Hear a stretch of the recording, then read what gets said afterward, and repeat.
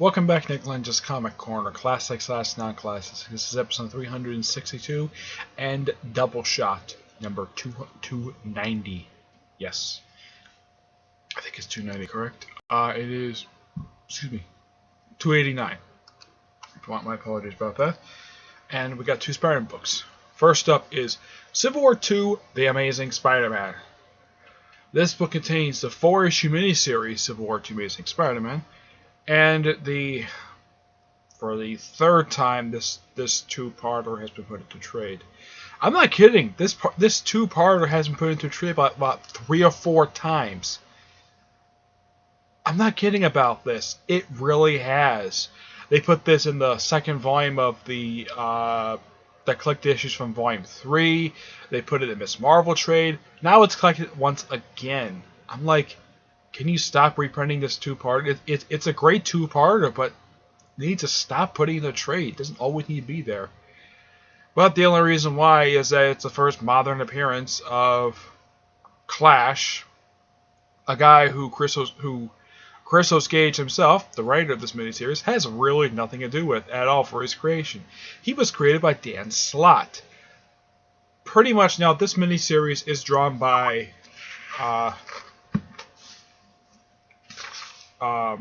Trevor Foreman. Yep.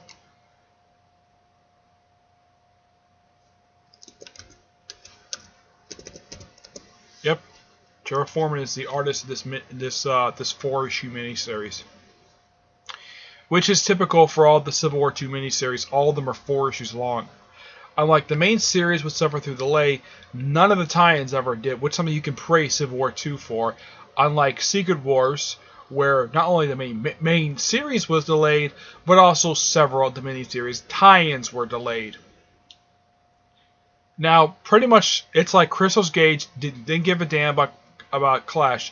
He probably didn't care for the character at all. He's probably like, Slot, Dan, can I get rid of this character?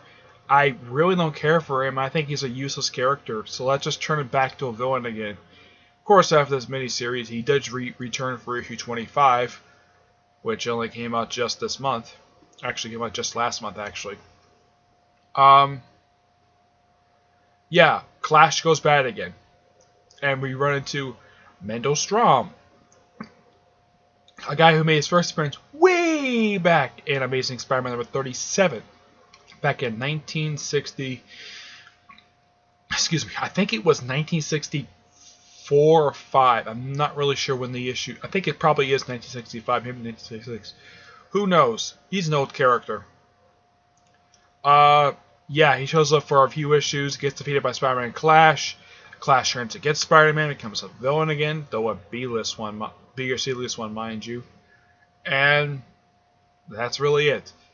Pretty much you can say that the whole point of this miniseries is just to get rid of Clash. To have him stop being a supporting character and become a recurring supporting character and make him a recurring villain.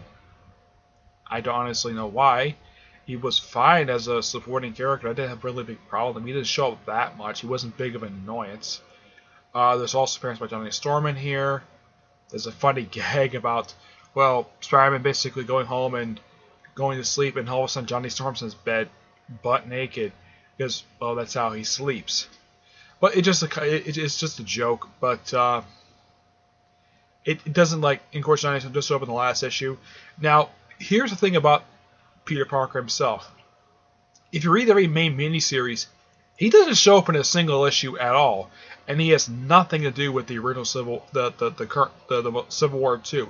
He did have a role in the original one. This one he had no role at all, simply because I think Slott didn't want him involved in the crossover because of Clone Conspiracy. That is really the only reason why I can think of that Dan Slott. That the reason why. It's a pretty decent miniseries. I'm gonna give it 8 out of 10. It's not bad. Next up is Spider-Man.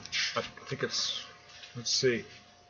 Yeah, Spider-Man Miles Morales Volume 1, collecting the first 6 issues of this current Spider-Man book. Now, I should point out, despite the fact this is called Miles Morales, the title itself is just called Spider-Man. I mean, there have been several complaints about the title itself. why call it simply Spider-Man? I mean, when people think of Spider-Man, people think of Peter Parker. This is obviously not Peter Parker. This is Miles Morales. Really, the story in here is just Miles is suffering through bad grades. His mother doesn't really know why. And his grandmother, who I don't think anybody cares for this woman, she thinks he's on drugs. I don't think so. Of course, Dan, we do get a chance to see Jessica Jones, the character Bendis himself did create. And of course, Goldballs becomes a supporting character in this series. Bombshell is also for one issue, so this is Marvel. I should point out that the creative team of this book are in fact the creators of Miles Morales, Brian Michael Bendis, and Sarah Pichelli, which I do like the fact Sarah Pichelli has done, from what I can tell, pretty much every single Miles Morales comic book. Basically, Ultimate Comics Center Volume 2, the Miles Morales Spider-Man series, Miles Morales Ultimate Spider-Man, and of course this series. So basically, like Bendis, where he sticks with the same series for a long period of time, Sarah Pichelli does the same thing. She draws every single issue here. It's all good. And in the first two issues, he fights Blackheart, a Ghost Rider and Daredevil villain. Which I'm like, out of all villains for Miles to fight first at the start of a series, he fights a Ghost Rider villain. A Ghost Rider villain that no one has seen in a while. Probably not since the first annual of Superior Spider-Man. So when this issue came out back in 2015, it had been only 2 years since Blackheart's last appearance. Was anybody really asking to return to Blackheart? Nope. Some of the writing is actually a bit off in here. It's like, Spider-Man's like, what did you do? That's not what you say. It's like, what happened here? Not what did you do. It's like certain characters are written to be off than how they normally are. And then all of a sudden the whole thing with Goldballs is thrown in there.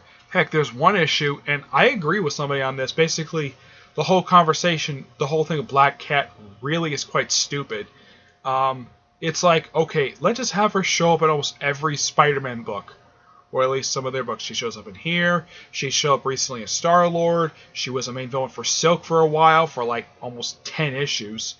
She has appeared in Amazing Spider-Man in a little while. It's like, have her appear in like half the books at Marvel as a villain for like an arc or two. Heck, she even showed up in Patsy Walker, aka Hellcat. And she's supposed to be a big-time crime boss. And get this, her underlings are C-listers. Not kidding, C-list villains. Hammerhead shows up in here, so it's nice to see Hammerhead. I always enjoy really seeing this character. Because this guy is a throwback to 1920s style villains. Yeah, the guy recently showed up in issue, I believe, 2. No, it was issue 1. I think it was issue 1 or 2. Showed up recently at the start of the current Kingpin ongoing series. But when he showed up in here, it's been a little while since I've seen Hammerhead, and I like the fact he's seen. And apparently he's hired by Black Cat to take out Miles, though he doesn't know really his name. And apparently Miles has got no record, which is weird. Yeah, it's a bit odd, to say the least. I gotta say that the whole Black Cat thing is really... It's interesting, nonetheless. It's nice the fact Miles got a chance to meet Black Cat. Because even he points out he doesn't even know Black Cat at all. So why is she after him? Because he wears a spider costume. If that's the case, why did she go after Miguel? Or go after Spider-Woman? I don't know. How about go out... well, she can't go after the Prowler because he's out in California. But if that's the case... Why not go after characters, well, like I said, after Spider-Woman? Why not go after Venom? Like, it's like anybody who shoots a web or has Spider in their name, apparently she has a vendetta against them, all because what happened in the Superior Spider-Man book when Spidey punched Black Cat and knocked out a tooth. And that's her motivation for hating people hating members of the Spider-Man family. Yeah, all because Spidey. I mean, I know that it was written that Spider-Man, the real Spider-Man, has told her that it was Ock, not him, who punched her. And yeah, she's so stupid. Yeah, it's something that I think that somebody really needs to fix Black Cat, because her being the way she is completely unnecessary. I don't mind her being popping up in her books, that's fine and all, but having a vendetta against anybody who has spider name or have simply spider powers, spider-like powers, is completely unnecessary. But the story in here is it's like okay. Miles is written fine. Just the half the other characters in here are to be so stupid. I mean, that's the point where it's like, oh yeah, he's not acting in character.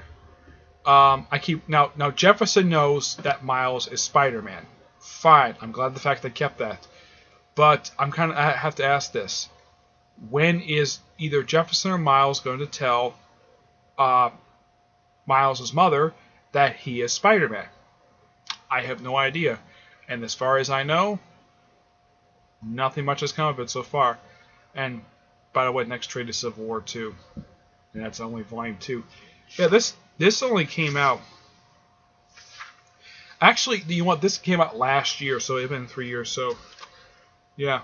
So, I'm going to give this an 8.5 out of 10. Because, well, it's got good artwork, and Miles is still interesting. But it's like half the characters around him are not very interesting, and the story tends to drag a bit. Alright, so that's it for this episode. Oh, one other thing. That series was delayed several times. It was supposed to come out in November 2015. The book had been pushed several times, all because of Ultimate End, and of course, the main Secret Wars book was delayed several times. Yeah, so the book was supposed to come out in late 2015. It was not released until February 2016, which was the same month that Uncanny X-Men came out last year. The relaunched book. So, yeah. The book is already finished, so I'm thinking, why in the world was taking so long? Who knows? So, like I said, that's it for this episode. Stay tuned for episode 363. And the next episode is going to be a single shot because, well, I got one trade left.